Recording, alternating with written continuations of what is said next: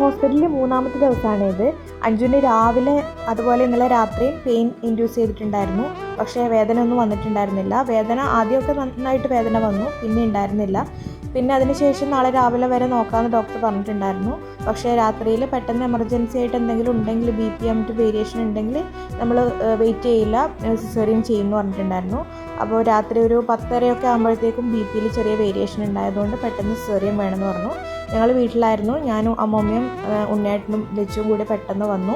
10:30 ആകുമ്പോഴത്തേക്കുമാണ് ചെയ്തത്. നമ്മളെല്ലാവരും wait ചെയ്തിരിക്കുവാന്ന് baby വരാൻ വേണ്ടിയിട്ട്. ശ്രീനുഷിയും കൂടെ ഉണ്ട്. അവൾക്ക് ഇന്ന് ഉച്ചയ്ക്ക് ശേഷം ഓഫാണ്. രാവിലെ ഫുൾ ലേബർ റൂമിൽ അവളുടെ കൂടെ തന്നെ ഉണ്ടായിരുന്നു. എല്ലാവരും ടെൻഷൻ അടിച്ച് ഇന്ന് വെയിറ്റ് ചെയ്തിരിക്കുവാണ്. കുഞ്ഞിൻ്റെ ആദ്യത്തെ കരച്ചിൽ കേട്ടപ്പോൾ നല്ല സന്തോഷവും ആശ്വാസവുമായി. ലച്ചു കുഞ്ഞിനെ കാണാൻ വേണ്ടിയിട്ട് നല്ല എക്സൈറ്റഡ് ആയിട്ട് ഇരിക്കുവാണ്. അപ്പം നമ്മുടെ കുഞ്ഞുവാവ വന്നു. ആൺകുട്ടിയാണ്. ബർത്ത് സർട്ടിഫിക്കറ്റ് ഒക്കെ ഫില്ല് ചെയ്യാൻ വേണ്ടി പറഞ്ഞിട്ടുണ്ട്. കുഞ്ഞുവാവനെ കണ്ടതോടെ ലച്ചു ഹാപ്പിയായി.